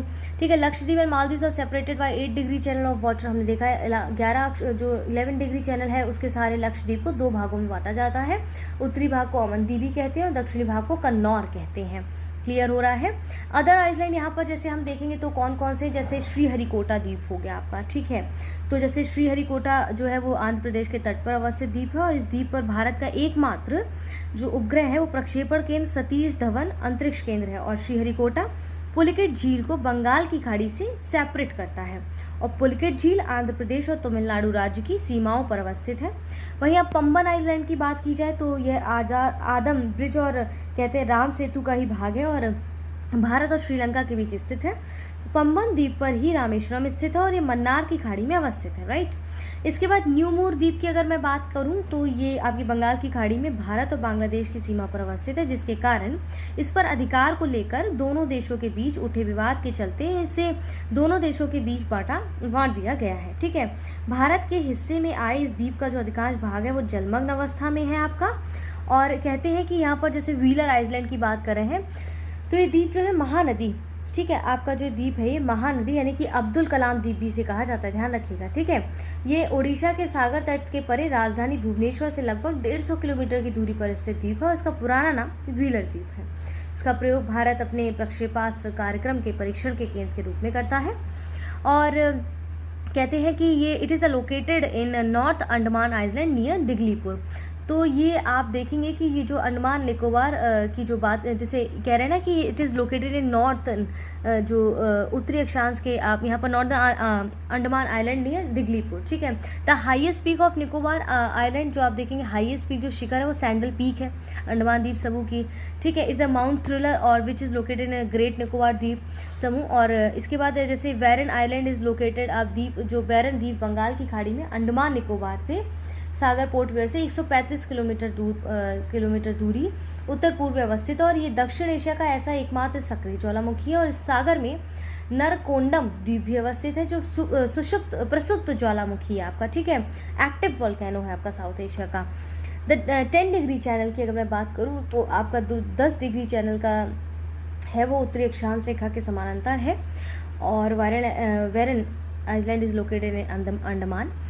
और श्रीहरिकोटा अगर मैं बात करूं यहाँ पर, जैसे अभी हमने ऊपर भी पढ़ा था, Sriharikota is located near Pulicat lake of Andhra Pradesh. ठीक है, हमने पढ़ा है अभी इसको ऊपर ही थोड़ी देर पहले कि श्रीहरिकोटा आंध्र प्रदेश में पुलिकट झील के समीप स्थित है। यह द्वीप पुलिकट झील को बंगाल की खाड़ी से अलग करता है, और यहाँ भारत का जो उपग्रह प्रक्षेपण केंद्र है वो सतीश धवन अंतरिक्ष केंद्र स्थित है। और ठीक है, ये सब चीज़ें हमने देख ली ऊपर ऑलरेडी, मैं आपको ये सब चीज़ें बता चुकी हूँ। ठीक है, अब यहाँ पर हम अगला सेगमेंट शुरू करेंगे, इंडियन इकोनॉमी। तो आज हमने पहले एंशिएंट हिस्ट्री को पढ़ा, फिर इंडियन ज्योग्राफी को पढ़ा, अब हम यहाँ पर इंडियन इकोनॉमी को पढ़ने वाले हैं। पेड ग्रुप से संबंधित कोई भी इन्फॉर्मेशन चाहिए तो आप इन नंबर्स पर संपर्क कर सकते हैं। यहाँ पर ज्ञान सर का व्हाट्सएप नंबर दिया गया है। अभी तक यूट्यूब चैनल सब्सक्राइब नहीं किया है तो प्लीज़ इसे सब्सक्राइब कर लीजिए, ताकि वीडियोज़ के नोटिफिकेशन आपको सही टाइम पर मिलते रहें। ठीक है, आइए चलिए शुरू करते हैं। यहाँ पर जीडीपी के बारे में सबसे पहले कह रहा है। देखिए, जीडीपी क्या है बेसिकली कि किसी भी देश की घरेलू सीमा के अंतर्गत किसी एक वित्तीय वर्ष में सभी निवासी और गैर निवासी उत्पादक इकाइयों के द्वारा बाजार मूल्य पर व्यक्त मूल वर्धनों का जो योग है वो संपूर्ण अंतिम वस्तुओं और सेवाओं का बाजार मूल्य ही बाजार कीमत पर सकल घरेलू उत्पाद कहलाता है। ठीक है, अगर इसको समझने में परेशानी हो रही तो कुछ इस तरह से भी हम इसको थोड़ा दूसरे वे में, जैसे भारत के लिए क्या है कि ये जो एक वर्ष की बात कर रहे हैं वो 1 अप्रैल से 31 मार्च तक का है, और इसका जो आकलन है वो राष्ट्रीय निजी उपभोग, सकल निवेश और सरकारी और व्यापार शेष यानी कि निर्यात आयात के योगफल द्वारा भी किया जाता है। और सकल घरेलू उत्पाद या जीडीपी या सकल घरेलू आय एक अर्थव्यवस्था के क्या होते हैं, आर्थिक प्रदर्शन का एक बुनियादी माप होता है। ठीक है, और जीडीपी को 3 प्रकार से परिभाषित किया जा सकता है, जिनमें से सभी अवधारणात्मक रूप से समान है। जैसे कहते हैं कि ग्रॉस जीडीपी क्या है आपका, it is equal to the total expenditure incurred for the final goods and services produce within a country in a given time period generally 365 days of a year. मतलब एक निश्चित समय अवधि में आमतौर पर 365 दिन का जो एक वर्ष होता है, एक देश के भीतर उत्पादित सभी अंतिम माल और सेवाओं के लिए किए गए कुल व्यय के बराबर है। यह एक देश के भीतर एक अवधि में सभी उद्योगों द्वारा उत्पादन की प्रत्येक अवस्था पर कुल वर्धित मूल्य और उत्पादों पर सब्सिडी रहित कर के योग के बराबर होता है। यह एक अवधि में देश में उत्पादन के द्वारा उत्पन्न आय के योग के बराबर है, यानी कि कर्मचारियों की क्षतिपूर्ति की राशि, उत्पादन पर कर और सब्सिडी रहित आयत और सकल परिचालन अधिशेष यानी कि जो लाभ बचता है उसकी बात यहाँ पर की जा रही है। ठीक है, ये सब चीज़ें हैं। इसके बाद यहाँ पर कह रहे हैं कि आपको जीएनपी क्या होता है, ग्रॉस नेशनल प्रोडक्ट क्या होता है। तो आपका जीएनपी क्या है, कहते हैं कि जैसे बाजार मूल्य पर सकल राष्ट्रीय उत्पाद किसी एक वित्तीय वर्ष के दौरान केवल निवासी उत्पादक इकाइयों यानी कि देश के निवासियों के द्वारा देश की घरेलू सीमा के अंदर या बाहर बाजार कीमत पर व्यक्त मूल्य वर्धन का योग है, या सभी अंतिम वस्तुओं और सेवाओं का बाजार मूल्य ही बाजार कीमतों पर सकल राष्ट्रीय उत्पाद है, यानी कि आपका ग्रॉस नेशनल प्रोडक्ट है। क्लियर है। अब यहाँ पर जीडीपी की यहाँ पर देखिए क्या कह रहा है, ग्रॉस नेशनल प्रोडक्ट जो यहाँ पर सकल राष्ट्रीय उत्पाद है, कह रहा है जीडीपी प्लस यहाँ पर factor income earned by the domestic factors of producing employed in the rest of the world, यानी कि शेष विश्व में जो नियुक्त उत्पादन के घरेलू तुल जो कारक है उनके द्वारा अर्जित कारक आय माइनस घरेलू अर्थव्यवस्था में नियोजित शेष विश्व के उत्पादन के कारकों के द्वारा अर्जित कारक आय को यहाँ पर माइनस किया जाता है। ठीक है, एक तरीके से फॉर्मूला टाइप का आपका दिया गया है। एनएनपी क्या होता है, ये टर्म समझिए क्योंकि यही डायरेक्ट पूछे जाते हैं। एनएनपी क्या है आपका, कहते हैं कि बाजार कीमत पर यहाँ पर इसको इस तरह, किसी देश में एक वित्तीय वर्ष में उस देश के निवासियों के द्वारा, ठीक है, उस देश के जैसे सिटीजन्स के द्वारा देश की घरेलू सीमा में और एक देश की सीमा के बाहर किए गए वस्तुओं और सेवाओं की अंतिम उत्पादन के मौद्रिक मूल्य से है। इसमें देश के निवासियों द्वारा विदेशों में अर्जित आय को जोड़ा जाता है, विदेशी नागरिकों द्वारा देश में अर्जित आय को घटा लिया जाता है। इस अंतिम उत्पाद में मूल्य ह्रास की राशि को निकाल दिया जाता है। ठीक है, जैसे NNP is equal to GNP minus depreciation की बात कर रहे हैं। ठीक है, मतलब मूल ह्रास की बात कर रहे हैं। अब जीडीपी, जीएनपी और आपको कह रहे हैं जीएनपी और एनएनपी में डिफरेंस बताइए। अब जैसे आपका जीडीपी और जीएनपी जो है दोनों अर्थव्यवस्थाओं के राष्ट्रीय उत्पादन और आय को दर्शाते हैं। ठीक है, हमने देखा इसको। इसके बाद कह रहे हैं कि जैसे आपका जो जीडीपी में जो ऑल डोमेस्टिक जीडीपी के जो सभी घरेलू उत्पादों का मापन करता है, चाहे इसकी उत्पादन इकाइयों की राष्ट्रीयता कोई भी हो, और जीएनपी यानी कि सकल राष्ट्रीय उत्पादन एक क्षेत्र की राष्ट्रीयता के द्वारा उत्पन्न आउटपुट के मान का मापन करता है, जबकि जीएनपी में देश या विदेश में जबकि एक इंटरनेशनल और नेशनल से जो प्राप्त होने वाली आय को जोड़ा जाता है, जबकि एनएनपी में लगने वाली लागत में होने वाली कमी को घटाया जाता है, हमने देखा था अभी। और वहीं आपका जीएनपी में आयात और निर्यात के स्थान पर विदेशी आय शामिल होती है, और साधारण तौर पर ये कह सकते हैं कि जीडीपी की तुलना में जीएनपी में शुद्ध विदेशी निवेश आय शामिल होती है। और जीडीपी घरेलू उत्पादन के स्तर को प्रदर्शित करता है कि जबकि जीएनपी किसी भी व्यक्ति या किसी देश के निगम के उत्पादन के स्तर को मापता है। क्लियर है। अब एनडीपी क्या है आपका, एनडीपी को समझ लेते हैं। यहाँ पर आपका एनडीपी क्या होता है कि जब हम बाजार कीमत पर सकल घरेलू उत्पाद में से मूल ह्रास को घटा देते हैं, तो यानी कि डिप्रिसिएशन को हम घटा देते हैं, तो बाजार कीमत पर शुद्ध घरेलू उत्पाद प्राप्त हो जाता है। ठीक है, तो जैसे NDP is equal to GDP minus आपका डिप्रिसिएशन की बात करा है, जो अभी हमने समझा है इसको। सस्टेनेबल इकोनॉमिक ग्रोथ अगर हम देखें तो ये बेसिकली क्या होता है, सतत आर्थिक विकास क्या है, आइए समझ लेते हैं इसको। ये ना केवल पीटी के लिए बल्कि आपका मेंस के लिए, अगर मैं कहूँ तो गलत नहीं होगा, मेंस के लिए भी बहुत इंपॉर्टेंट टॉपिक हो जाता है आपका। देखिए सस्टेनेबल डेवलपमेंट को अगर हम समझें तो क्या है कि आने वाली पीढ़ी की अपनी आवश्यकताओं को पूरा करने की क्षमता से समझौता किए बिना वर्तमान पीढ़ी की आवश्यकताओं को पूरा करने हेतु विकास की सतत विकास है। ठीक है, विकास ही क्या, सतत विकास है, यानी कि जो चीज़ें आज हम कंज्यूम कर रहे हैं वो इस तरह से कंज्यूम करें कि आने वाली जनरेशन भी उसे कंज्यूम कर सके। और दूसरा आपका स्थायी विकास की अगर मैं बात करूँ तो आर्थिक विकास के साथ साथ पर्यावरण को भी सुरक्षित करना है। ठीक है, और जो ये कॉन्सेप्ट है वो 1960 के दशक में तब विकसित हुआ जब लोग इंडस्ट्रियल के आप देखेंगे इंडस्ट्रियलाइजेशन की बात करें तो उस वक्त के पर्यावरण पर हानिकारक प्रभावों से अवगत हुए थे।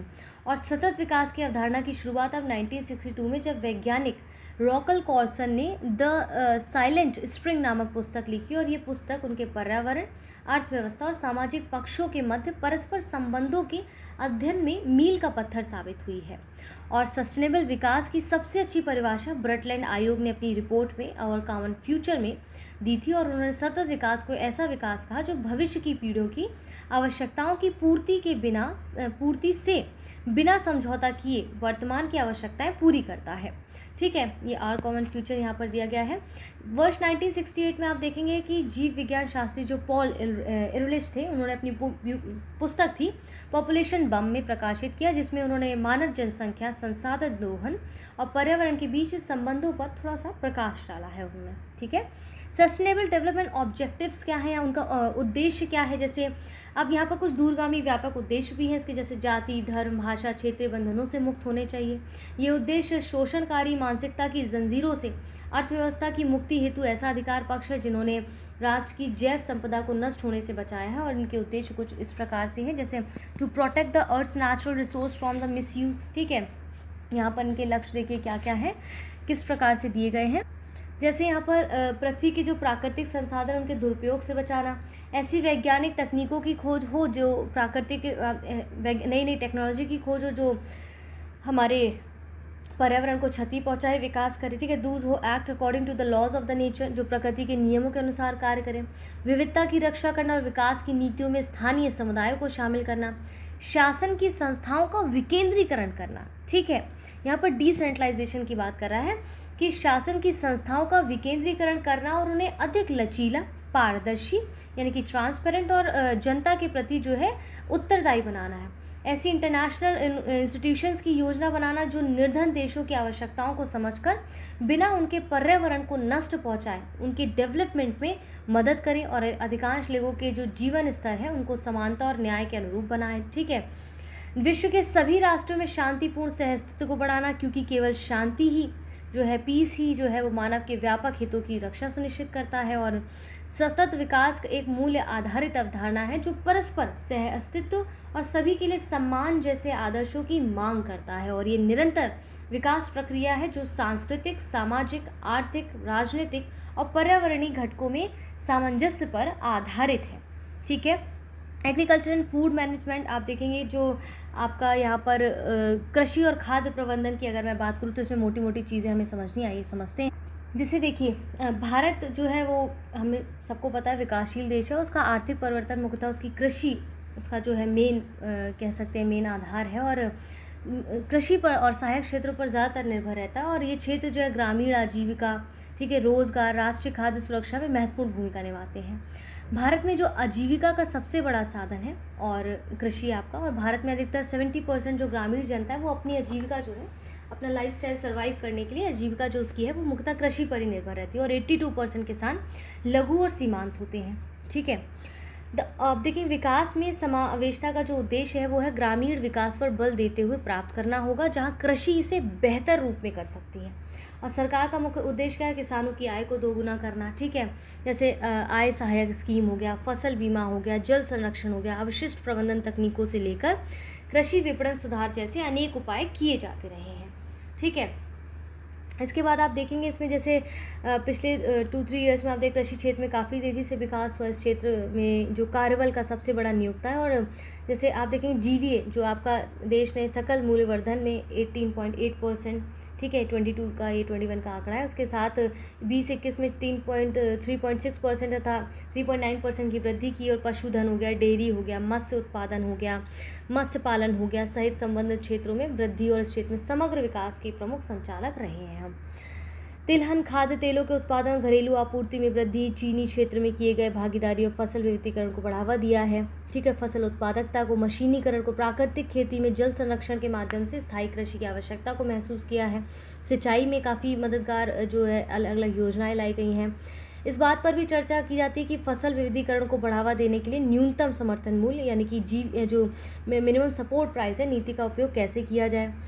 इसके अलावा नवीनतम स्थिति आकलन सर्वेक्षण के महत्वपूर्ण निष्कर्षों पर भी चर्चा की गई है। 2014 की पिछली जो आप SAS रिपोर्ट है उसकी तुलना में अकेले फसल उत्पादन में से शुद्ध प्राप्ति में 22.6% की वृद्धि हुई है। हालांकि किसानों की आय के स्रोतों में विविधता भी दिखाई दी जाती है, ठीक है। एग्रीकल्चर सेक्टर की बात की हमने, यहाँ पर गवर्नमेंट ने जो augment production and domestic supply oil sales जो हमने देखा उसकी बात की है। पशुपालन, डेयरी, मत्स्य पालन सहित उच्च विकास वाले क्षेत्रों के रूप में उभर रहे हैं। और जिसमें देखिए किसानों की आय में सुधार के लिए संबंधित क्षेत्र पर अधिक ध्यान देने के लिए सुझाव दिया गया। हाल के कार्यक्रम में उनकी क्षमता का दोहन करने की पहल के साथ संबंधित क्षेत्रों की समीक्षा भी प्रस्तुत की गई है, ठीक है। इसके बाद यहाँ पर जैसे कि यही सब कितना परसेंट उनके देखेंगे किसानों की जैसे आप देखेंगे कि कहते हैं कि कृषि परिवारों के समूह में आय का एक स्थिर स्रोत रहा है, और जो उनकी औसत मासिक आय का लगभग 15%, और संबद्ध क्षेत्रों का योगदान में सुधार जो है किसानों की आय को दोगुना करने से संबंधित समिति की सिफारिशों के अनुरूप ही है, ठीक है। मतलब किसानों के लिए क्या क्या चीज़ें, योजनाएं, ये सब चीज़ें जो हैं वो हमने देखी है। अब यहाँ पर प्रधानमंत्री किसान सम्मान निधि जो योजना है उसको पढ़ लेते हैं, समझ लेते हैं क्या क्या है यहाँ पर। प्रधानमंत्री किसान सम्मान जो आपकी योजना है वो एक्चुअल में क्या है, इसको हम PM किसान भी कहते हैं। क्या कहते हैं? PM किसान भी कहते हैं। आइए देखते हैं इसमें क्या ऐसा स्पेशल है, ये योजना क्या क्या चीज़ें जो हैं सुधार लेकर आई है, चलिए देख लेते हैं।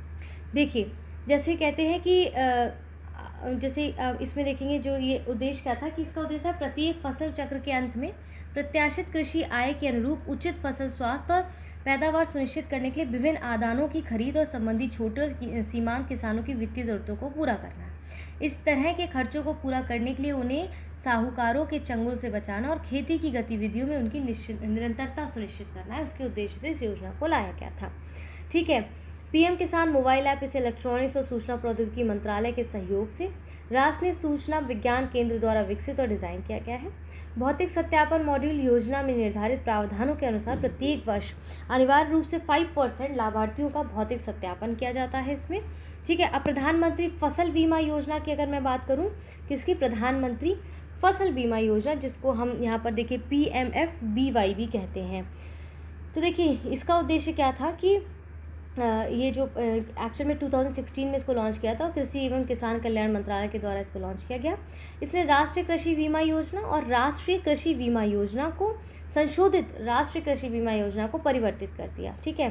प्राकृतिक आपदाओं, कीटों, रोगों या किसी भी तरह के फसल के खराब होने की कंडीशन में एक व्यापक बीमा कवर प्रदान करना, ताकि किसानों की आय को स्थिर करने में मदद मिल सके। खेती में निरंतरता सुनिश्चित करने के लिए किसानों की आय को स्थिर करना, किसानों को नवीन और आधुनिक कृषि पद्धतियों को अपनाने के लिए प्रोत्साहित करना, कृषि क्षेत्र के लिए ऋण का प्रवाह सुनिश्चित करना, ये सब चीज़ें इसमें कवर की गई हैं। ठीक है, इस योजना के तहत किसानों को दी जाने वाली जो निर्धारित बीमा है वो खरीफ की सभी फसलों के लिए 2% और रबी की फसलों के 1.5% का रखा गया है। वार्षिक वाणिज्य तथा बागवानी फसलों के मामले में बीमा किस 5% हो। किसानों द्वारा भुगतान की जाने वाली प्रीमियम दरें बहुत कम हैं और प्राकृतिक आपदाओं के कारण फसल के नुकसान के खिलाफ किसानों को पूरी बीमा राशि प्रदान करने के लिए शेष प्रीमियम का भुगतान सरकार द्वारा किया जाएगा। ठीक है, ये सब चीज़ें हमने देखी हैं इसमें। ऑब्जेक्टिव्स ऑफ द प्लान की अगर हम बात करें तो ये योजना के उद्देश्य, वही योजनाएं किस लिए बनाई जाती हैं। प्राकृतिक आपदाएं, कीट हो गए, रोगों के परिणाम के लिए कृषि की बात की जा रही है, उन सबसे जो नुकसान होता है उससे किसानों को ये बीमा कवरेज को दिया जाए। ठीक है, तो इस कृषि में किसानों की सतत प्रक्रिया सुनिश्चित करने के लिए उनकी आय को स्थायित्व बनाया जाए। कृषि क्षेत्र में ऋण के प्रवाह को सुनिश्चित करना, किसानों की कृषि में नवाचार और आधुनिक पद्धतियों को अपनाने के लिए प्रोत्साहित करना। और इसके बाद हम देखेंगे इसमें कई सारी चीज़ें हैं। उनके लक्ष्य अगर हम देखें, उनके एम्स क्या है, to provide financial assistance to the farmer in the case of crop damage as a result of natural calamities and pest and diseases. प्राकृतिक आपदाएं, कीट हो गए, बीमारियां हो गई, परिणाम स्वरूप फसलों की क्षति की स्थिति में किसानों को वित्तीय सहयोग प्रदान करना है, जैसा कि हमने देखा अभी। ठीक है, इसमें शामिल फसल इस योजना के अंतर्गत रबी, खरीफ और वाणिज्य और बागवानी फसलों को शामिल किया गया है। एग्रीकल्चर एलाइड सेक्टर्स की अगर मैं बात करूं तो यहाँ पर जैसे कृषियों से संबद्ध क्षेत्र जो हैं वो आप देखेंगे कि क्या क्या है। जैसे देखिए, जैसे इसमें कृषि भारतीय अर्थव्यवस्था की देखिए बैकबोन मानी जाती है ना, तो ये देश की अधिकांश जनसंख्या इसी पर निर्भर करती है। और आज भी भारतीय कृषि, हमारी जो एग्रीकल्चर, भारत के सकल रोजगार का आधा और सभी पूरे जीडीपी में लगभग 1/6 भाग जो है अंतर्राष्ट्रीय व्यापार में लगभग 18% का योगदान रखता है। और अगर भारतीय कृषि की विशेषताएं की बात की जाए तो कृषि अभी भी काफ़ी पिछड़ी अवस्था में हम देखते हैं और आज भी किसान वैज्ञानिक विधि तरीके से कृषि कर रहे हैं। और भारत में कृषि क्षेत्र की उत्पादकता जो काफ़ी कम है। भारत में कृषि में बड़ी मात्रा में प्रचंड बेरोजगारी पाई जाती है, जो किसानों में गरीबी के प्रमुख कारणों में से एक है। आज भी भारतीय कृषि में अनिश्चितता व्याप्त है और जिस कारण मौसम अच्छा होने पर भी फसल अच्छी होती है, जबकि मौसम के प्रतिकूल होने पर फसल भी खराब हो जाती है। और छोटे जोतों में भी जो है भारतीय कृषि एक प्रमुख विशेषता दिखाई देती है। ठीक है, भारतीय जो देखिए लैंड रिफॉर्म जो कार्यक्रम है वो आप देखेंगे इंडिपेंडेंस के बाद कृषि क्षेत्र में विकास के लिए भारत सरकार ने सबसे पहले लैंड रिफॉर्म कार्यक्रम प्रारंभ किया। और ये जो प्रोग्राम था उसके द्वारा सरकार ने भूधारण व्यवस्था में व्याप्त वर्तमान की जो कमियां हैं, जो प्रॉब्लम्स थी, उनको दूर करने का प्रयास किया। और ये प्रोग्राम के अंतर्गत जमींदारी उन्मूलन, राज्य और किसान के बीच जो प्रत्यक्ष संबंध की स्थापना है, आर्थिक आकार के जोतों का गठन, ठीक है, निर्माण, बिक्री जोतों की चकबंदी, सुरक्षित काश्तकारी, उचित लगान की व्यवस्था, जोत की उच्चतम सीमा निर्धारण आदि जैसे प्रोग्राम्स को शामिल किया जाता है इसमें। Major components of the land reform programs are, देखिए कौन को मध्यस्थों की समाप्ति करना, ठीक है, काश्तकारी सुधार करना, प्रति पवार भूमि की अधिकतम सीमा निर्धारित करके शेष भूमि को भूमिहीनों में विस्तारित करना, जोतों की चकबंदी करना इत्यादि। भूमि सुधार कार्यक्रम के उद्देश्य की अगर मैं बात करूं तो objectives of the land reform program में जैसे भूमि सुधार कार्यक्रम का मुख्य उद्देश्य आर्थिक दृष्टि से जोत के आकार को ठीक करना, ठीक है, किसान को भूमि दर बनाना, काश्तकारी प्रणाली में न्यायपूर्ण ढंग से सुधार लाना। भूमि सुधार कार्यक्रम के कार्य क्या, कृषि का पुनर्गठन करना। इसके अंतर्गत कृषि भूमि का पुनर्वितरण किया गया, अधिकतम भूधारता का निर्धारण कर अतिरिक्त भूमि भूमिहीनों में बांट दी गई। ठीक है, अब इसके बाद यहाँ पर जैसे कि यहाँ पर दिए गए ना इसके कार्यक्रम जो है, इसके बाद एलिमिनेशन, मध्यस्थों का उन्मूलन, जैसे इसमें जो है वो इसके तहत जमींदारी और उस जैसी सभी व्यवस्थाओं को समाप्त किया गया जो भूमि के संबंध में किसानों के सीधे सरकार से संपर्क हुआ है। ठीक है, टेनेंसी रिफॉर्म, ये काश्तकारी सुधार की बात की गई, जिससे इसके अंतर्गत लगान का जो नियम है, लगान का नियमन किया गया और काश्त अधिकारों को संरक्षित किया गया और काश्तकारों को भूमि का मालिकाना हक भी दिया गया। ठीक है, ये सब चीज़ें हैं।